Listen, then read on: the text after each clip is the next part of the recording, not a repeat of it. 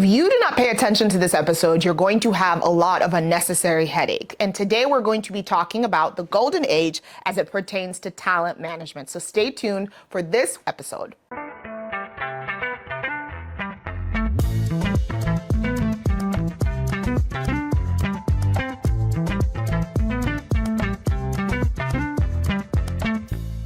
Welcome back to the episode. Welcome, Terrell. Welcome back to another episode of the Golden Age podcast. I am Lola Turner, and you are? I am Terrell Turner. Welcome. For those of you that do not know us or are tuning in for the first time, I am Lola Turner. I am the CEO of a company called TL Turner Group. We focus on bookkeeping for law firms. Terrell is my boss and also the CEO, as well as a social media accountant influencer.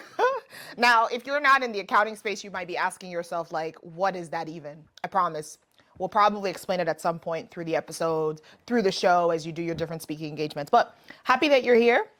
So we are now in, I guess, the second half of 2024.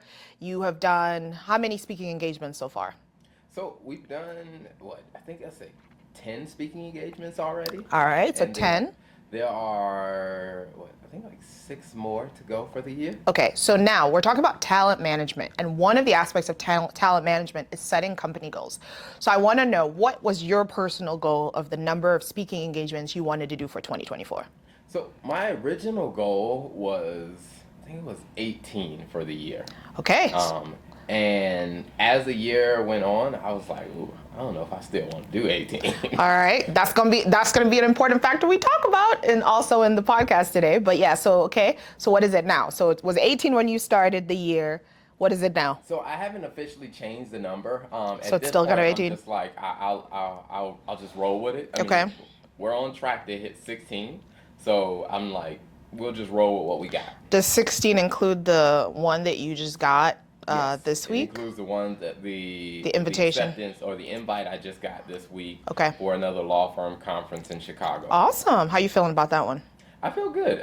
I think it's great to be able to speak to law firm related audiences, because this one is actually going to be speaking to the people who are in charge of the legal administration. So it's not necessarily the lawyers, but it's the people who work on the management side. And those are a lot of the people that really struggle with talent management, the KPIs, all those types of things of how do you keep your organization productive and effective. That's good. That's good. So I'm excited to jump into this week's episode, because I think that talent management, when people think about it, can be just viewed so broadly. Like, it can be, managing your team, keeping people at your company, retention rates, like all of those things. But I'm excited to really dive into it, because I think personally for me, talent management, I'm not gonna lie, earlier in my career, talent management was like, it's just kind of like you're going through the process especially when you're not a leader, right? You're like, oh gosh, I got to go through this process of setting goals every year. I'm going to get these hand downs of like things I have to do. But I think as I became a manager in corporate America, and then eventually like a business owner, I think my perspective started to change a lot on talent management. So I'm kind of interested to hear like your perspective on how that has evolved, because like you came up with the concept of the golden age. How did you get from being on the other side, because I think everybody can relate to like being on the other side, the receiving end of the goals, to now being able to think about how do we develop a process that truly helps our team and the people that work for us grow and develop? Yeah, I agree, because I think there are so many different ways to look at, just the whole talent life cycle period. I mean, there are multiple stages to it, and as you said, earlier in the career, you start off with just as the recipient of whatever your management or whatever the company wants to give you. Right. That's your perspective on it. But I think as you progress into being a manager, you start thinking about other aspects, and then once you get into actually running a business, now you have a completely different perspective. Or even if you're at a larger company and you're at a higher level of leadership, you have to think about, first part of talent management is the recruitment, is getting people in. Right. Like, that's the hiring process. And then the second part is developing the people that you already have in the organization. And then the third part is really the succession planning of setting people up for what is next. Right. And no, all three of those are part of talent management. Now, when it comes down to the golden age, I think for this episode, we'll focus more on that development of the people, like that stage 2 of your talent management. Right. And so when I think about it that way, the challenge that I was having as we started bringing on more staff members, we started growing, it's all right, how do we really develop a systematic way to help people to continue to develop? Because we figured out how to hire them and get them in the door. Mm-hmm. Now, we need to help them develop so they can become better, because if they're not getting better, that means I got to work harder to fill in the gaps. That's and true. I'm like, there's no way we can grow the business, and there's no way we can actually become an effective organization if I got to keep jumping in and filling in the gaps. And one thing I do want to say about that I think is oftentimes a hard pill to swallow, is if you're having to jump in to fill in the gaps because your team isn't delivering, that in some cases, I think it's two scenarios for my this is my opinion. You can tell me whether you agree or disagree. In my opinion, what I've learned is, one, it's probably your fault because you haven't created a system of accountability, or two, the goals have been defined and the expectations have been set, but the team's not executing and you need to do something about it, right? So that's my perspective. What do you think? Yeah, I mean, I think as a leader, everything is your fault. Oh, yeah. At the end of the day, yeah. I mean, it's your fault. If an employee is underperforming, either you hired them or That's true. you made a conscious or subconscious decision to keep them on the team. That's true. So either way, it comes or you weren't back clear to you. about your goals. Yeah, so that's fair. I mean, either way, the buck stops with you. But I I agree. do think that you do make a really good point, because that was a big thing for us, because I had to realize our team was underperforming and it was my fault. Yeah. And part of that was recognizing that I had not made it clear what the objectives were. I had not made it clear, what they were supposed to be focused on. Mm-hmm. And so I had to go back and really take a look at that and say, you know what, we really need to make some changes here. Because I think, for me, to your point, I think that sometimes, I'll say personally, when we started the business, I think you're just so focused on doing the work, right? You're so focused on driving the goal. And the reality is, if you want to build a company, a successful company, you have to have some sort of structure. You have to have some sort of development. You have to have some sort of structure that helps the team grow. And so I think for me, that was probably the biggest struggle, is the mindset, especially coming from corporate America, because I was working in a space where the goals were handed to you, right? Even as a leader, you have the CEO is going to come up with kind of what his goals are. Then it trickles down to the executive team. And if you're on the leadership team, you get those goals. You may have your own specific goals that you add to it. But now it's like, oh no, you are the CEO. You are the CEO. You are the leadership team. You do need to be the one trickling it down. And I think sometimes we can kind of get so busy with the work that we're so focused on achieving the day-to-day that we're not actually focusing on that development piece. And I think that was really something that, once we had set the process in place, at the time we didn't call it the golden age, but once the process was set in place, I was like, okay, it sucks to kind of have to do it up front. It's a lot of time. Maybe that doesn't suck, but in the short term, it seemed like, man, I could be working on this for a client, but you have to stop and kind of work on this. And I had to personally think okay, long-term benefit, I'm so glad we did it now because it's so much smoother. But initially, it just seemed like a bit of inconvenience compared to what I felt like I could have been using to, my time on instead. So I totally agree. So when you think about the transition between one of the things that I had to think through, I was mentioning earlier, is just going from really being the one who was handed down the targets to now having to set the targets or set the goals. So one of the things that I think about is, as being a business owner, if someone's okay, I don't really know where to start, what would you recommend when it comes down to setting company goals? How do we go about doing it? What are some of the things we need to think through? Yeah, so I think this is where the golden age process really helps businesses, whether you're in a small business, whether you're in a huge business, like going through this process really helps. And so when it comes to the goal setting piece, you start with what are the company goals? I mean, for example, when it came down to our firm, we really looked at and said, what are our goals? And we'll make sure it's in the show notes, but we created a document that just walks through, like, here's a workbook that helps people go through that goal setting process, because you could have financial goals, you can have operational Right. goals, you can have, social impact goals, you can have different types of goals that you're really looking at. And so what you want to do is you want to really focus on, all right, what are the company goals overall? And then let's get very clear about how do we really set a goal. Yeah, that's good. So once you develop, and maybe this kind of leads us into the second factor of when, like you said, they could be revenue related, they could be operational, they could be social, whatever those goals are. So we've talked about, okay, this is how I would go through the process. This is what I would examine. When we think about metrics and really like measuring the goals and even how to set measurable goals, I think about like the key metrics. So can you talk a little bit about that? Like, what does that look like?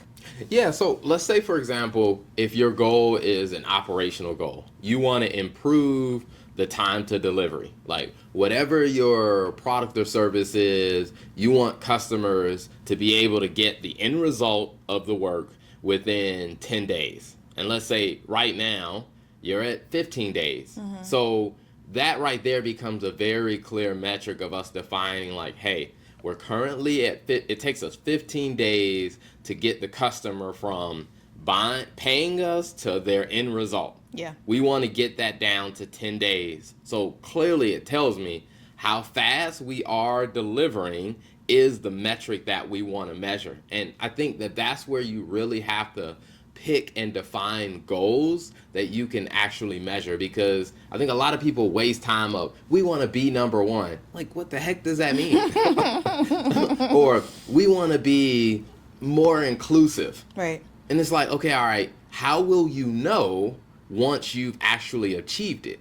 Unless you have something that is measurable. And then I think that there is a place for aspirational goals, like we want to be more inclusive, or we want to be more environment friendly, or we want to be a great workplace, Right. and we want to improve our culture. Those are great aspirational things, and I'm not saying that an organization can't have those, but I'm like, if you're going to define the goals and then go through that process of how it's going to impact your talent management, you have to be more clear, and it has to be something we can actually define and we can measure. Yeah, that's good. And I think even the aspirational goals that you mentioned, like being more inclusive, being more environmentally friendly, like those still require, you still need something to like determine, are you being successful at this or not? Like, what does success look like ultimately, right? So it may not have to be necessarily a number, but hey, what does success look like in this situation? And a lot of times it does go back to a number, right? Whether it's like, okay, even in being more inclusive, okay, we're going to target to expand our population, to interview more people within this category, whatever it is, right?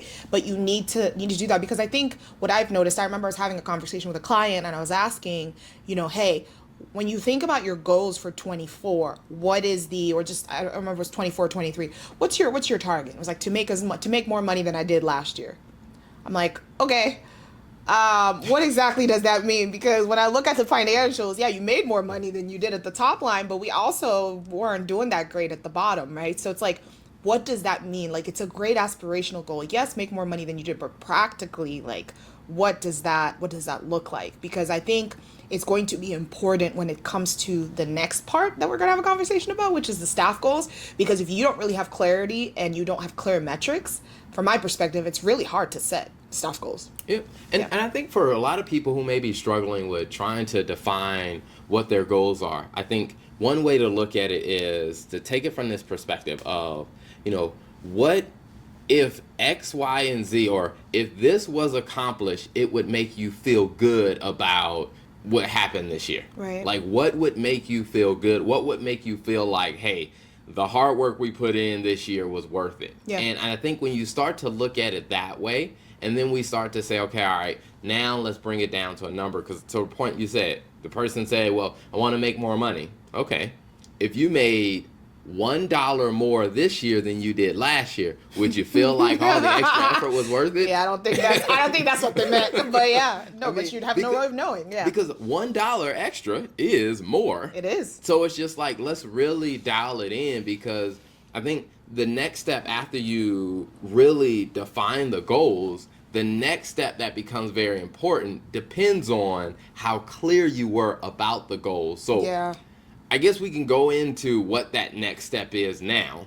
Right. I mean, because that next step would be, now we got to define the drivers. Mm-hmm. Because if we define that, hey, revenue is our goal, like we want to increase our revenue by, let's say 12%.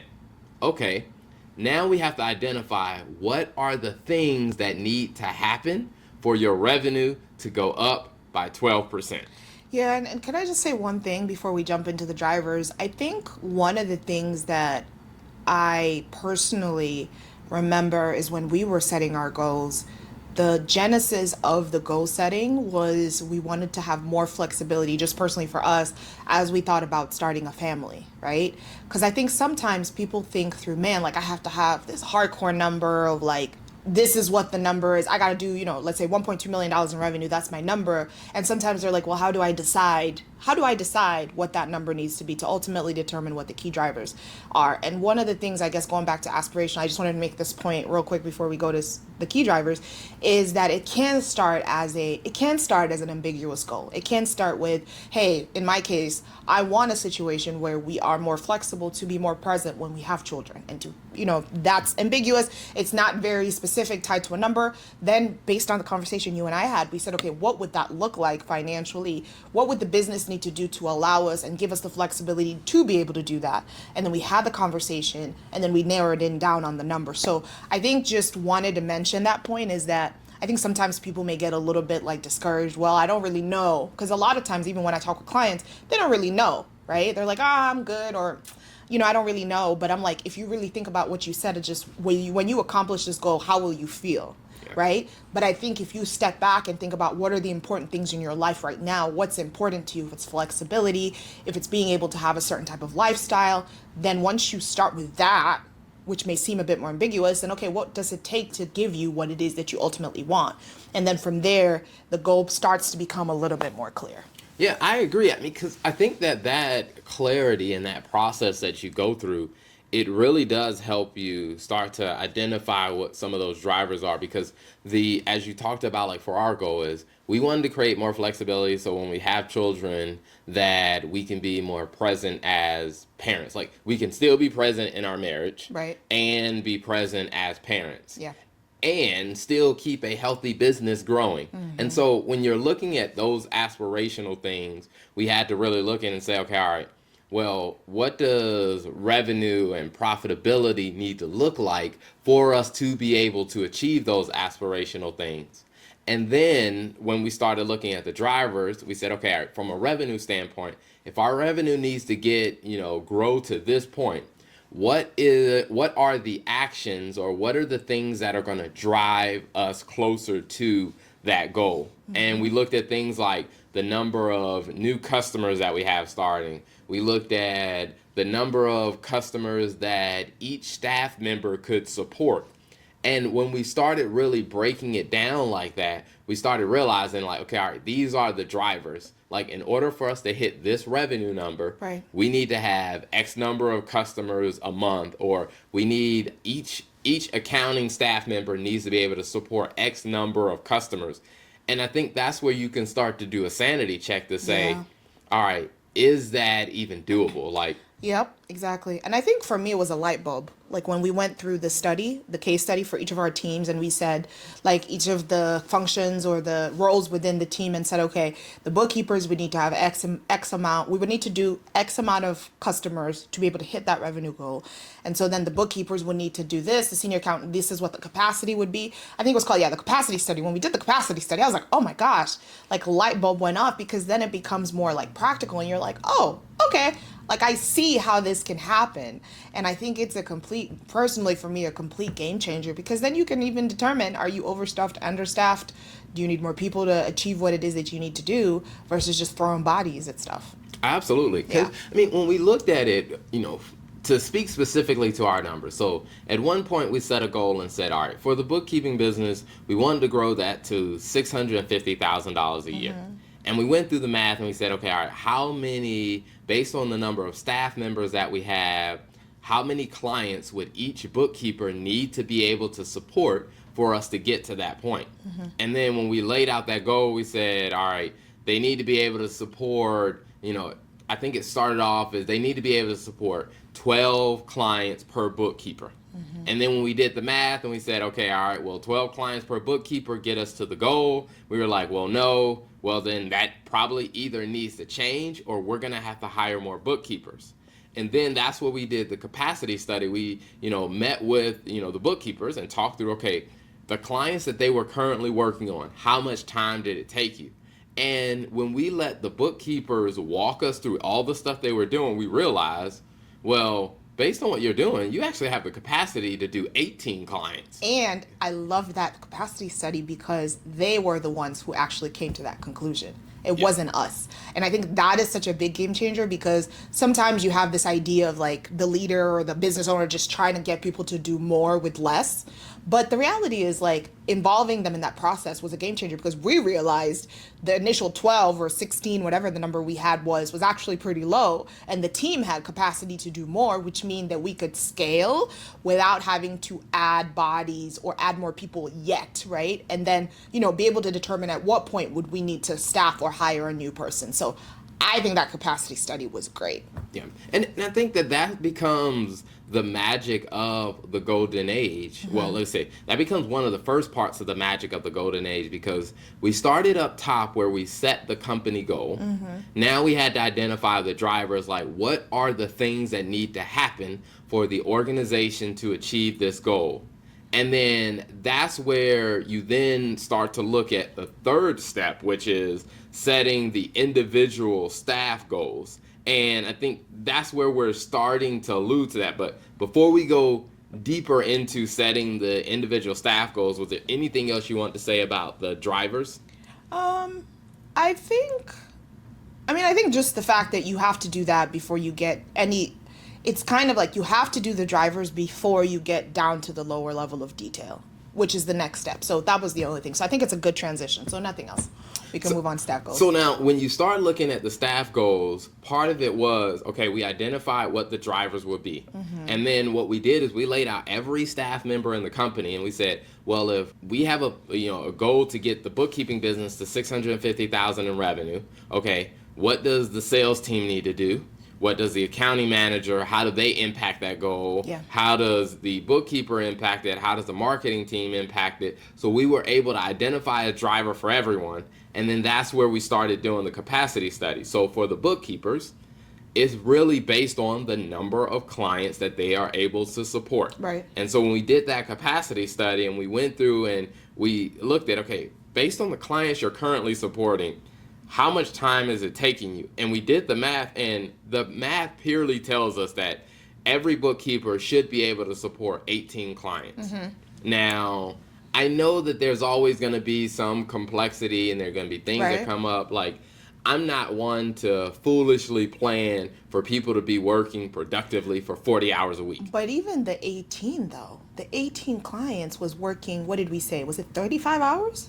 Well, for 18 clients, it was working, I think it came out to like 38 hours. But I said, hey, what if we limit it to say they're only working 35? Yeah. What does that come? And I think that's like where it 16 was like maybe. 16. Yeah. And so we said, all right, realistically, what if we set the target at 15? Because then what we were able to do is say, hey, if you are an average bookkeeper, meaning like your average level of effort, Right. that's where we said, hey, when the golden age comes in, because the golden age, the age is average, good, excellent. So Right. that's where we stepped in and said, all right, so for average, the average bookkeeper should be able to do 15 clients. And then we said, well, if you're a good bookkeeper, meaning there's some efficiencies you have there, you're more proficient at what you're doing, then a good bookkeeper should be able to do 20. And then we said, if you're an excellent bookkeeper, meaning like you know your stuff, you're on top of things, and you have some, good processes to streamline things, then you can probably do 25. Right. And so when we went through that math, now what that did is it gave the team members a very clear picture of what average looks like, what good looks like, what excellent looks like. It's interesting also because one of the things that I noticed with our team is people didn't like being in the average. Like, even when I would do monthly reviews, I'm like, all right, well, based on where we are, you're an average. And I think just the idea, I think that's the great thing about the golden age. The structure, right, is people are always looking to be better. If you're telling me like 15 is, and the great thing about it, I'll come back to that point, but like the great thing about it is like, okay, you're telling me 15 is average, 20 is good, 25 is excellent. Well, I'm shooting for 25, right? Reasonably. And I think for us also just the idea of this being a monthly discussion really allows for the opportunity to give the team time to like, okay, this month there were probably more complexities than normal, or this happened, so maybe this month you were good, or this month you were average. Next month, hey, you thought about how can I improve my process, what can I do better. Let's say next month you were good. I think it just allows us to really have those discussions from month to month. At least personally for me, I found it extremely helpful for the team as well, just based on their feedback about what is it that we can help you with to help you get from average to good? If that's a goal for you, if that's what you're striving for, like, okay, I think I can do more, or I want to be excellent. Okay, what can we change, or what can we develop? Like I had a discussion with an employee recently, and I was like, okay, this is where you are. Are you interested in aspiring to do, to be promoted within the team, or are you? Well, I guess, can we revisit that? Yes. Because that is actually That's part the next of the fourth step. Of holding them accountable. Holding I'm them getting ahead of accountable. myself. All right, before let's you go finish. too deep into that, I wanted us to finish this point on setting the individual goals, and then we can go, because I want to revisit that example, because I think it's a perfect example for the holding them accountable. So as far as setting the individual goals, I think that's where a lot of organizations tend to really miss the opportunity to really help their staff develop. Because a lot of times when I talk to organizations, and organizations bring me in to help them figure this out and how do they bring the golden age into their business, and a lot of times when I ask about, how do you set goals, a lot of times it's, well, our revenue target is we have a company goal, $500,000, and it's just like, whatever. well,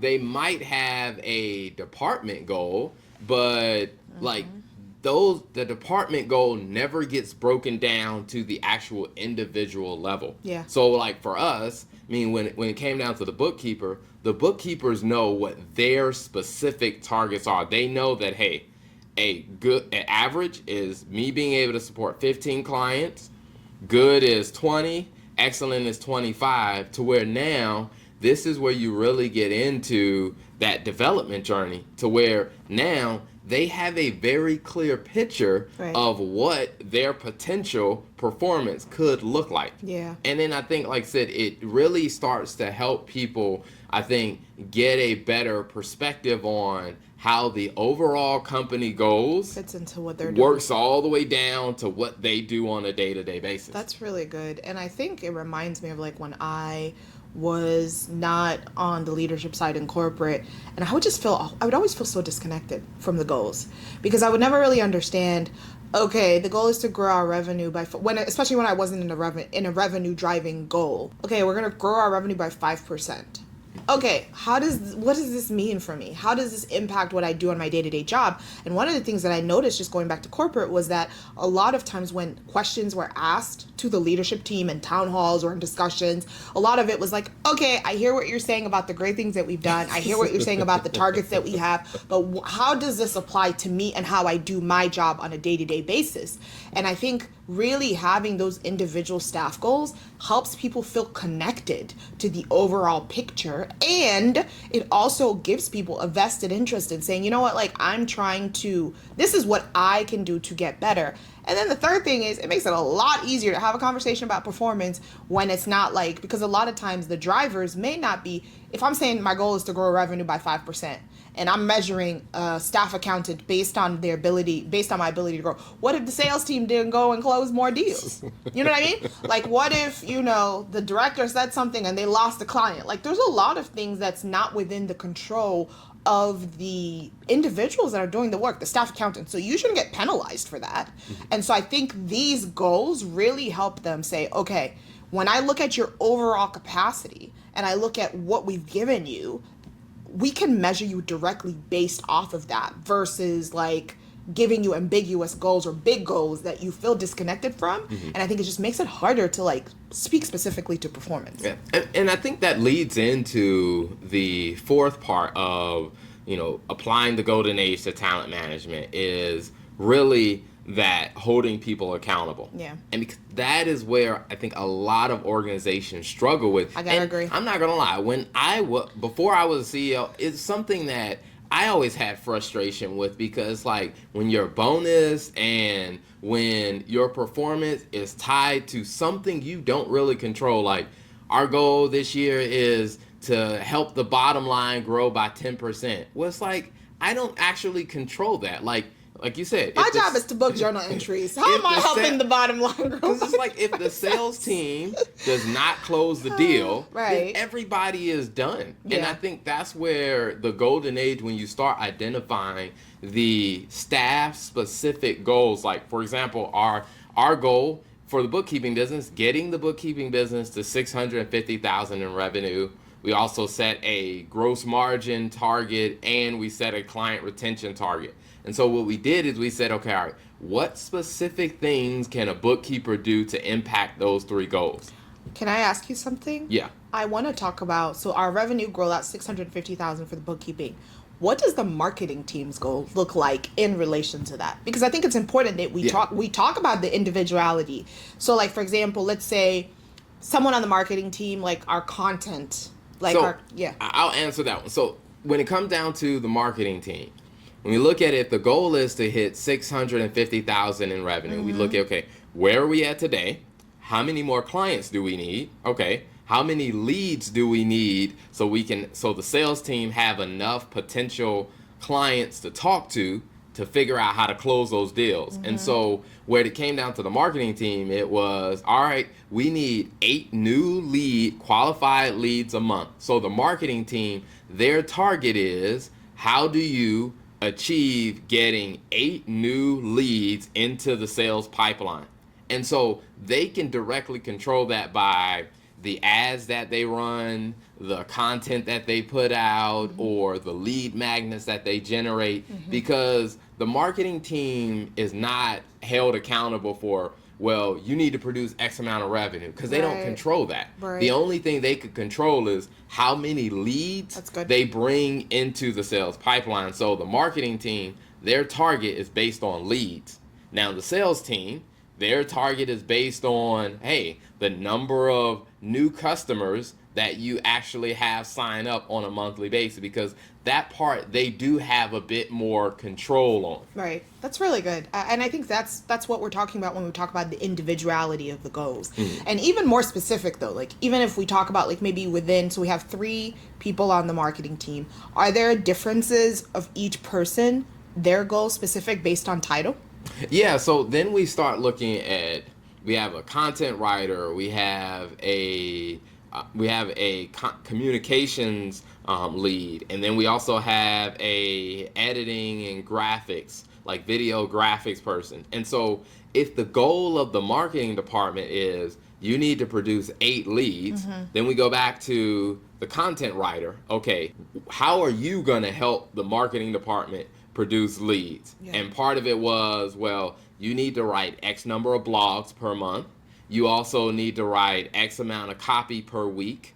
And you need to be able to come up with, a creative writing project once a month. Got it. Now, for the person who does the video and the graphic editing, it is, okay, your target is you, and that person also controls like the distribution of content on social media. So then it's just like, all right, part of your goal is, all right, how many pieces of content do you post a week?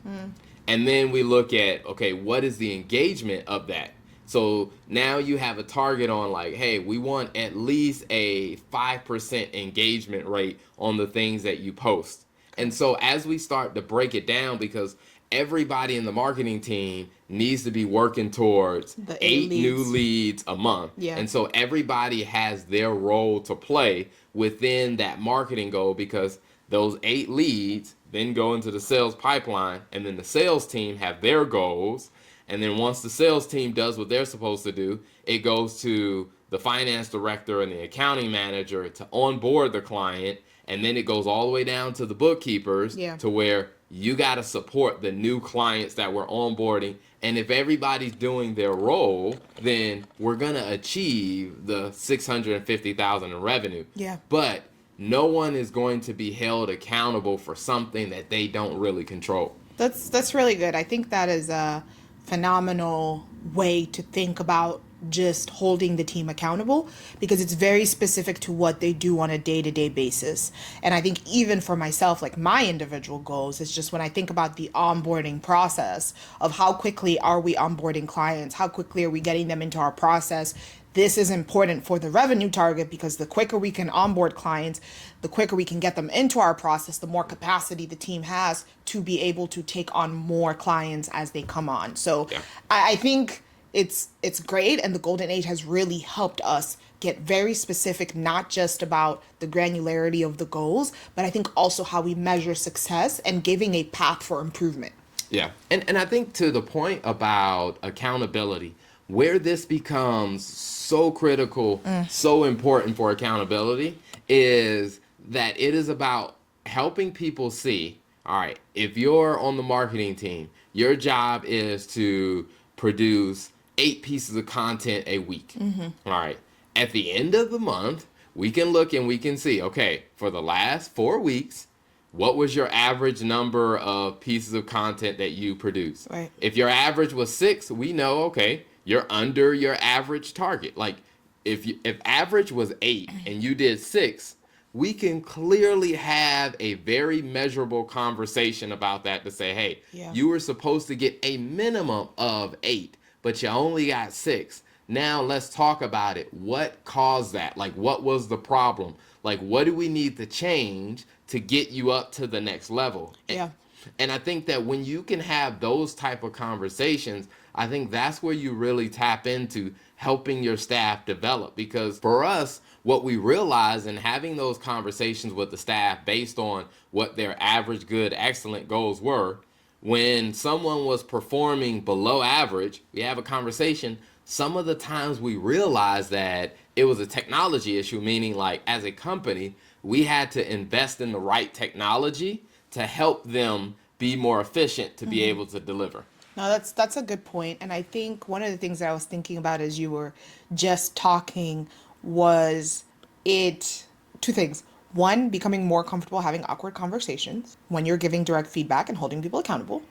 And 2, the fact that when the goals are very clear and defined and the team agrees to it and the team understands it, that awkward conversation becomes a little less awkward, because then it's like, okay, we agreed an average was 6, or we agreed average was 8. You did 6. So I'm sitting in this meeting with you and I'm like, okay, so what happened? But we're all on the same page about what the goal needed to be. Because I think what tends to happen, and this week specifically, I had to give some very stern feedback. And I realized in that moment, I was like, this was on me because I was not clear about what my expectations were in this situation. Now, it wasn't a specific goal. It was something that somebody took over and they were managing. But I was so used to working with the other team member on our team, and I assumed incorrectly that this team member had properly trained the other person on how to do it and how to do it exactly as we've done it in the past.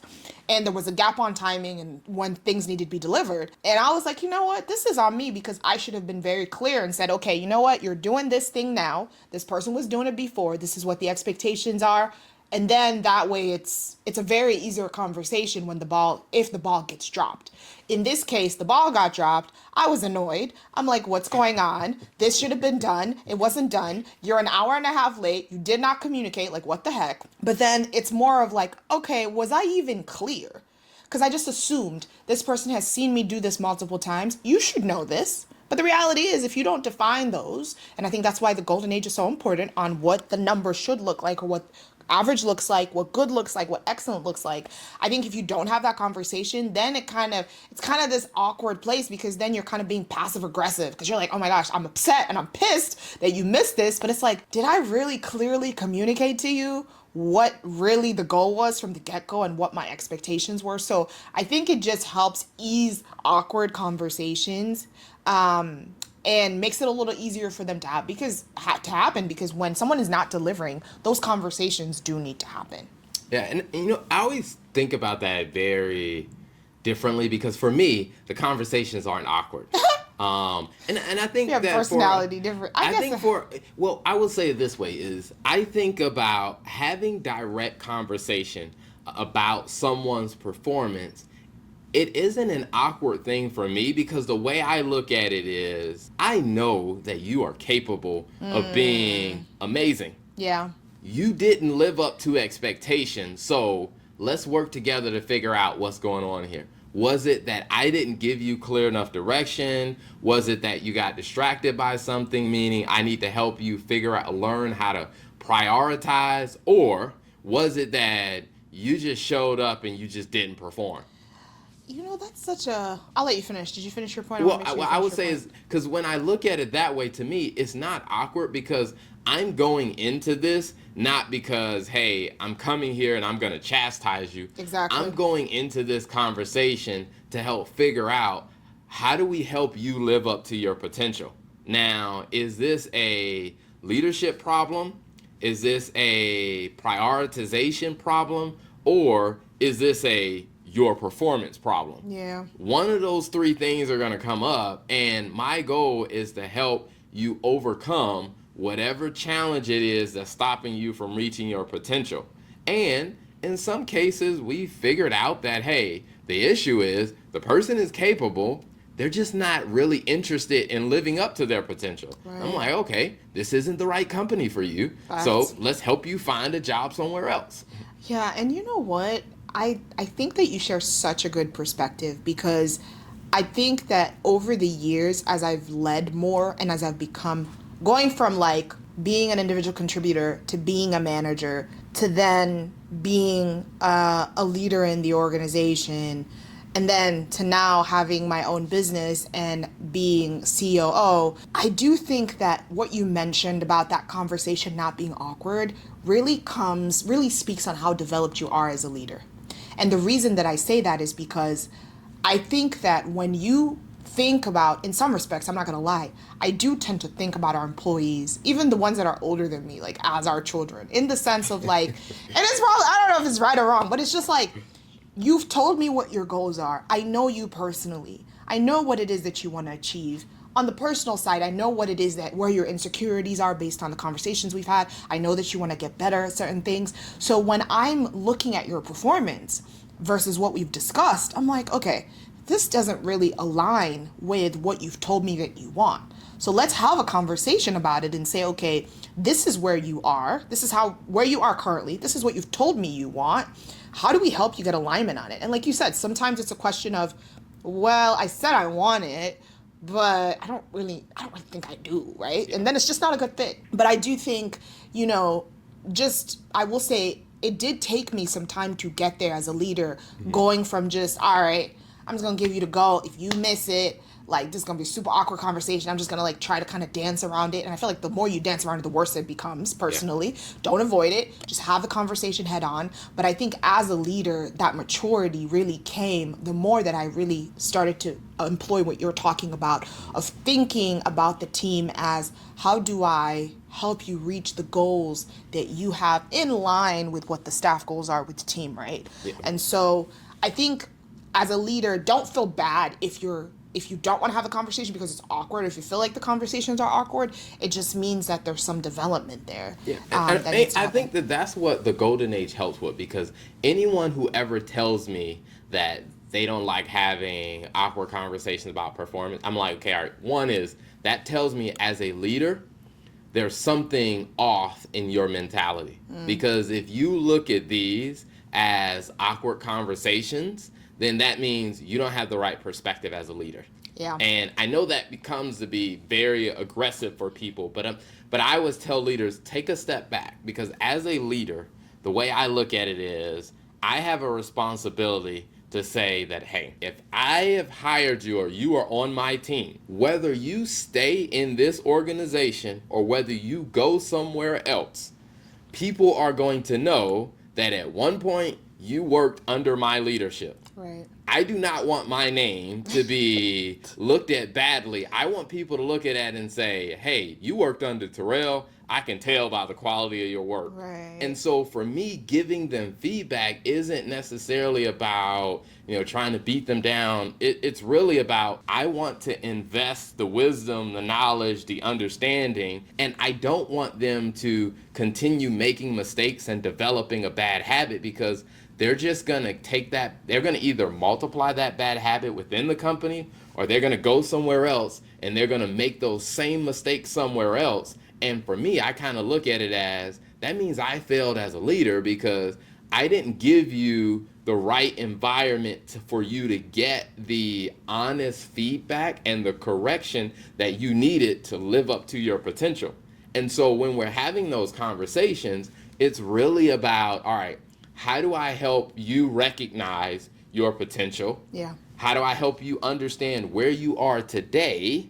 And then how do we have a productive conversation about closing that gap from where you are today to where you can be over time? And that's really what the golden age does. Because as we talk through the 4 parts of it, it's we set the company goal, we identify the drivers, and then we set a specific goal for every person on the team. And then the accountability is really about, all right, this month, where are you compared to your goals? If you're here and your goal is here, I need to help you figure out how to close the gap between those two. Yeah. Now, if you're if average is here and you're already above average, then my goal is, okay, how do I help you get to the next level?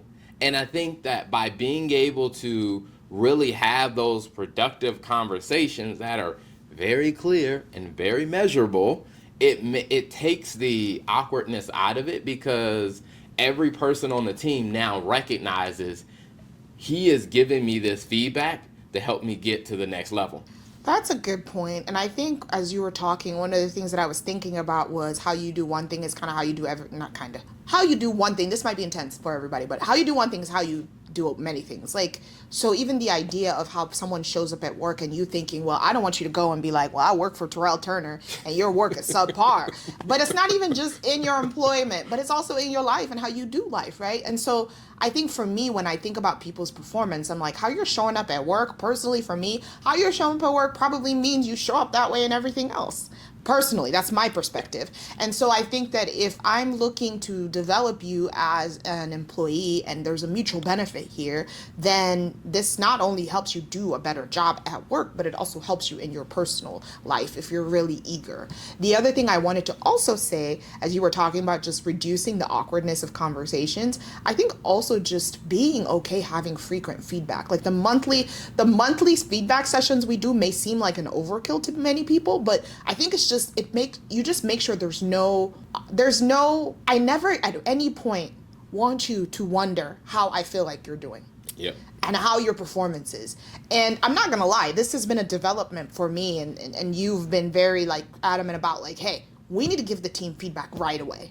right? If something isn't done correctly or if something is missed, it's not a knock on them as individuals because, like you said, we wouldn't have hired you if you weren't good at what you were doing. But it's just more so on the behavior and the program. Like, hey, you missed this.